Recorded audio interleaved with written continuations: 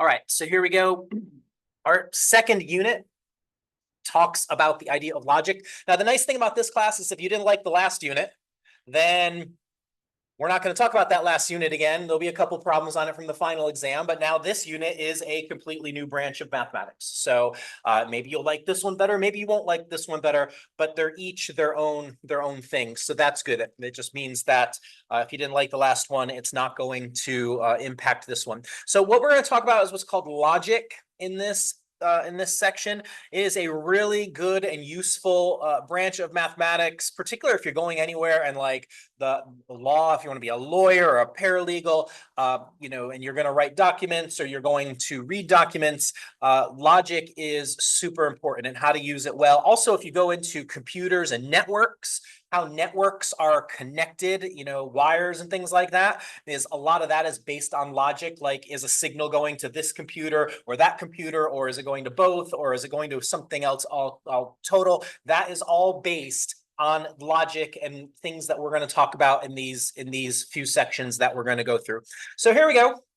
This first section is just an introduction of some of the basic terminology of logic. So first thing is a sentence that is either true or false. So something that we can assign a truth value to is called a statement. Statements are going to be the building blocks of logic. Okay, so things that you can assign a truth value for. So for instance, example 1, I've just got 3 examples of statements there. There's nothing special about this, but what we're going to do is we're going to assign a truth value to each of them. So first, the capital of Florida is Orlando. Is that a true statement or a false statement? That's false. Okay, in case you did not know, it's Tallahassee is the capital of Florida. So that is a statement. The capital of Florida is Orlando, and we can ascribe a value to it. Now, in logic, values are not numbers. Okay, they are true or false. That's the value. Or if it's computers, it would be a 0 or 1. 0 is usually false, 1's usually true. Winter Haven is in Polk County. Is that true or false? That is true. Yes, that is indeed true. So we'll assign that truth value right there. And finally, Professor Perkins is losing his hair. Is that true or false? You can say it. I know. I looked in the mirror this morning. It is true. Yes. The reason for that last one, okay, gives you an opportunity to laugh at me, of course. But the reason for it is our truth value is independent of our feelings on the matter, right? I may not like that I'm losing my hair. I may not care. Either way, the truth value is independent of that. Does that make sense? Okay, so we might be angry at something, we might be ecstatic at something. That doesn't affect the truth value of it, okay? So each of these 3 things that I have just written and we have together assigned a truth value for, these are what's called simple statements.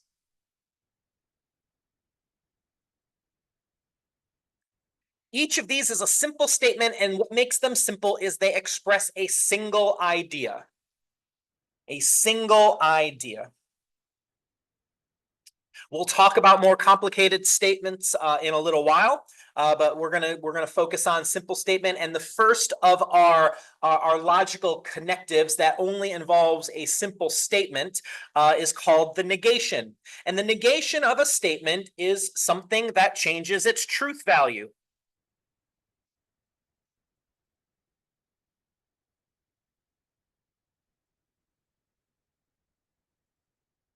So whatever my statement is, the negation of it is just going to change the value to the opposite. So what we're going to do, I'm going to do the first one, and then you're going to do the other 2. We're just going to write the negation of each of those simple statements in example 1. Okay, this is not intended to be a horrific exercise. I'm hoping this is nice and relaxing, that you know how to make things negative. But if you don't, you'll learn something. So the negation of the capital of Florida is Orlando. What's the negation of that that's going to make it true? How do you make something the negative?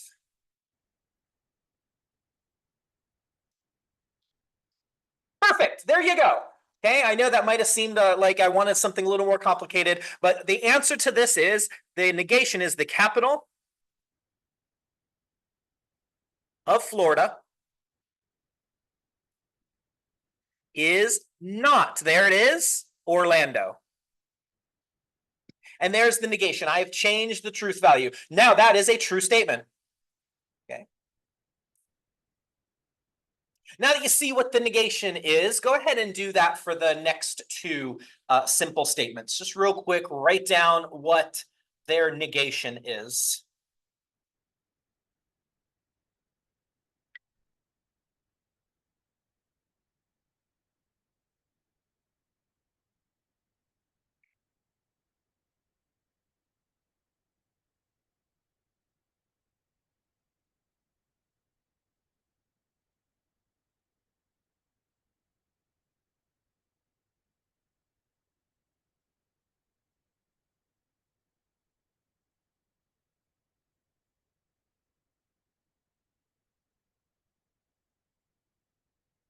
Okay, what did you write down to make the second statement false? Perfection. Winter Haven is not in Polk County. Okay, so Winter Haven, let me write that down.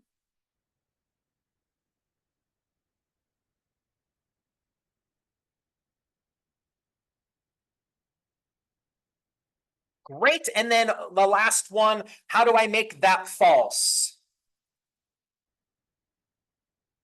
Professor Perkins is what? Not losing his hair. Yes, we could only hope. Professor Perkins is not losing his hair. Are you tracking with me on this? How to make something to negate the negative? Great. All right, well, there's going to be a relationship. We are going to use logic symbols so that it'll be less writing for us. So again, continuing our talk about the negation. So the next one, just to make sure you're writing something down. The negation, the thing we're talking about here, is symbolized by this squiggly line. It's called a tilde. I usually just call it a squiggle. And it is read not. So when you read that squiggly line, you're going to read it as saying not. So for instance, right below that, I've defined three simple statements that we are going to use over and over for a few examples. Statement P is today is Friday. Statement Q is the water is not cold. And the statement R is we are building Legos. Okay, so just three random statements to play with. So here's what I'm going to do. Example 3, I am going to write today is not Friday symbolically. Well, the statement P is today is Friday. So the way that I express the negation of that is I'm going to call that squiggly P. This statement right here, let me highlight it. This statement right here is today is Friday. So P is the positive statement. So to write today is not Friday, I use squiggly P. Does that seem reasonable to you? Okay, we're just learning how to use some symbols here. So exercise 1, write the water is cold symbolically.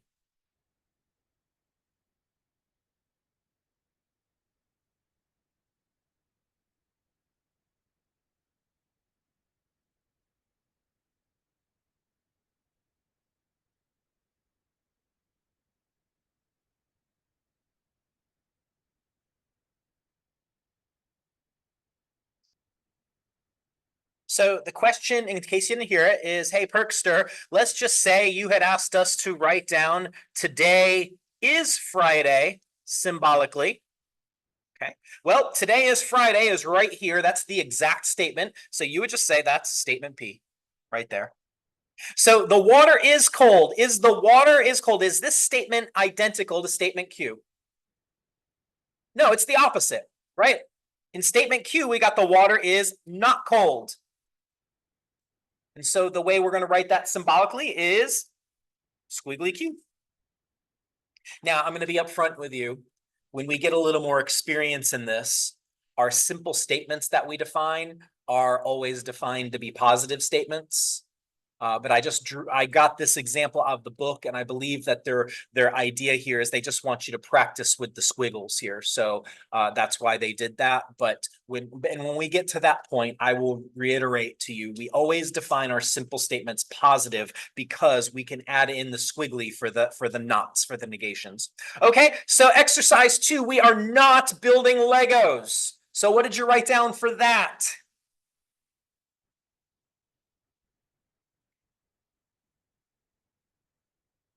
Well, if R is we are building Legos, what is the symbol for we are not building Legos? Perfect. Squiggly R. There you go. Okay, that's the negation for each of those. Doing okay? All right, well, let's flip the page.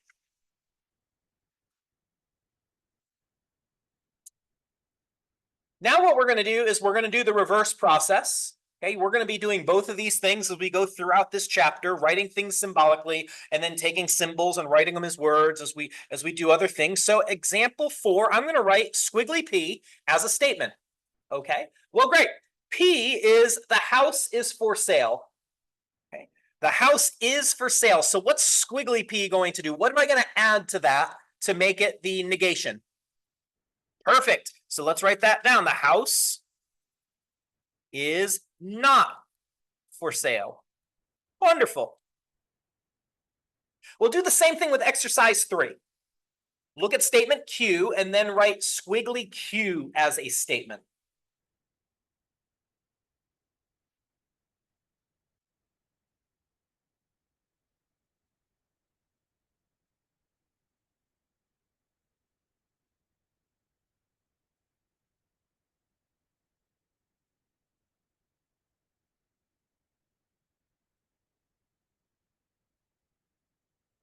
Okay, statement Q is Florida is not hot. If that's statement Q, what's squiggly Q going to be? What's the opposite of that? Florida is hot, yes.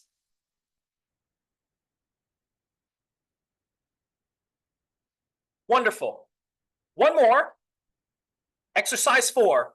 Squiggly R. Write that as a statement, please.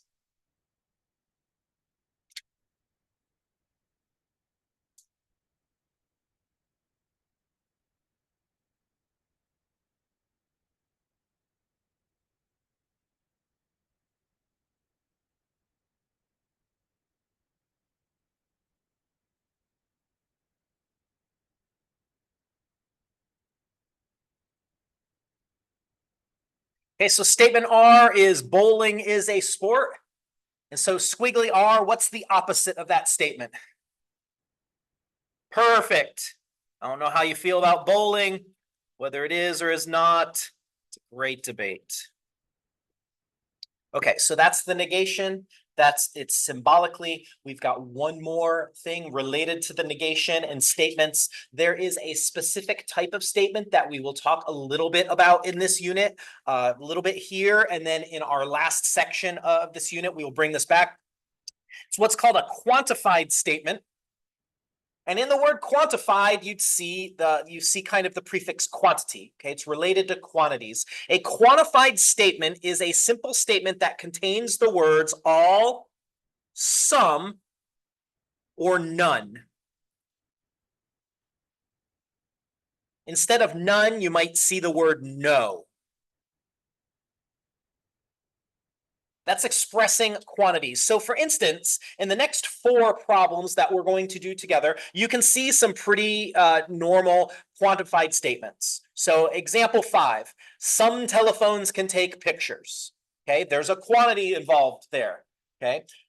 Exercise 5, some books are not longer than 100 pages. Again, a quantity. Example 6, no students earn A's. Now you hope that that's definitely a false statement. And then exercise 6, all birds can sing. So we've got these quantified statements. They have either all or some or none, indicating some sort of quantity. And what we're just interested in here, firstly, with these simple statements, is writing the negation of them, because sometimes we get this confused. For instance, in example 5, the most common mistake here is saying, oh, the negation of some telephones can take pictures is some telephones cannot take pictures. But the problem is those things aren't negations, those are equivalent statements. Because if I tell you some telephones can take pictures, automatically then that means what? Some can't, right? I've communicated that without using the words expressly. So some telephones can and some telephones cannot are the same statement, just written in a different way. So how do we negate a quantified statement? That's a great question. And here's how we do it. I try to make this nice and easy because I know that this is kind of one of the first things we're learning in logic that's a little goofy. So there are two things you're going to do to negate any quantified statement. First, you're going to take this word here, the sum. Anytime you see the word sum, you're going to change it to all. The negation of a sum statement is some form of an all statement. That's going to be the negation, the opposite truth value. So I'm going to take all telephones. So I changed the sum to all. And now I'm going to take my verb can, and I'm going to negate that. So I'm just going to draw a little arrow here. And so sum, I changed to all. So all telephones cannot or can't take pictures.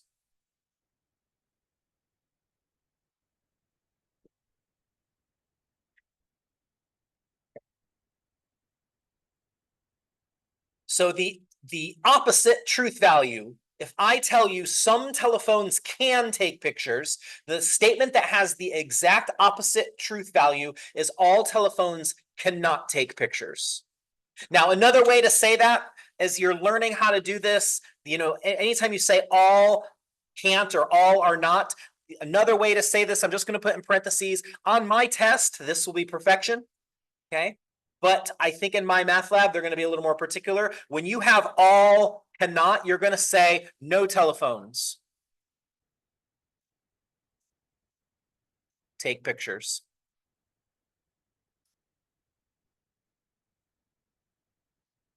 Saying all are not or all can't is the same as saying none or no. But I didn't just say that off the bat because I want you to see the pattern as you are changing and converting between these. So anytime you see a sum statement, the negation is going to be an all statement. All right, so do that for exercise 5. Write the negation of some books are not longer than 100 words.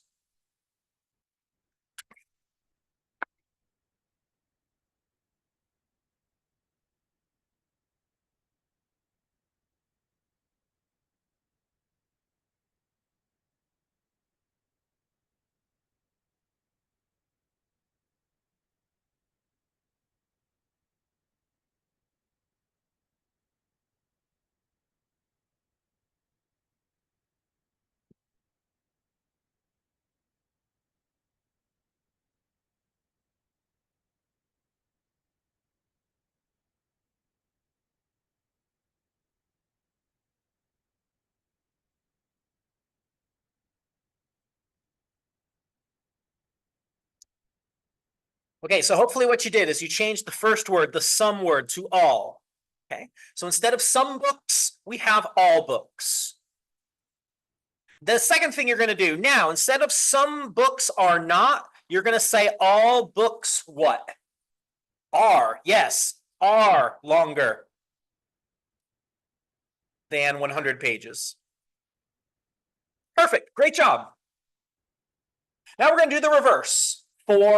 We're going to take an all statement. We're going to write the negation of that. So my example says no students earn A's. Now, once you get good at this and you've done a few, you don't have to do this first step. But again, I'm just trying to simplify this as much as I possibly can because it's a little goofy to negate quantified statements. And I totally get that. So whenever I'm doing this and I see a no, what I'm going to do first is I'm going to change this to a statement that starts with the word all. Okay, because I just told you the reverse of a sum statement is an all statement, those two things. So what I'm going to do, instead of no students earn A's, that is the exact same thing as saying all students do not earn A's.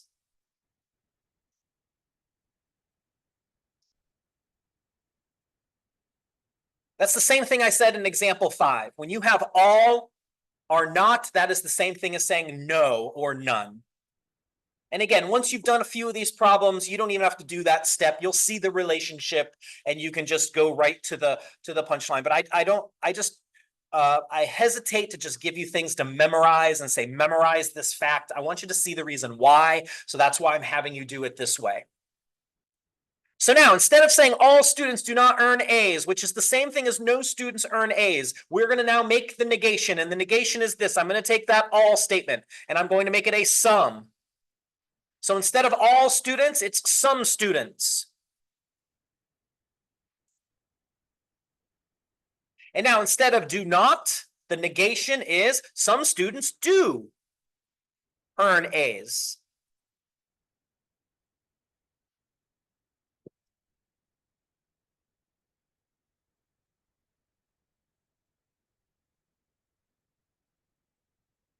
Some of this goes to like, your burden of proof. If you make a statement that no student earns an A, then all you have to do to prove somebody wrong is you have to show them some or even just one student that does earn A, that negates or contradicts the given statement. So again, this goes to if you're writing an argument or if you're writing a contract or if you're doing something, you gotta be very careful when you're crossing your T's and dotting your I's and making sure all of your quantitative statements are true. Okay, one more. Exercise 6. You're doing the same thing. All birds can sing. What is the negation to that, please?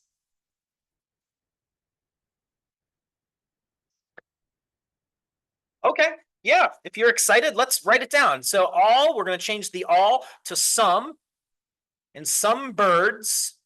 And now instead of can sing, we're going to do the negation. This is where the negation pops in. It's going to be some birds can't sing. Like maybe an ostrich growls. I don't know. Maybe ostriches can't sing. I don't know much about ostriches.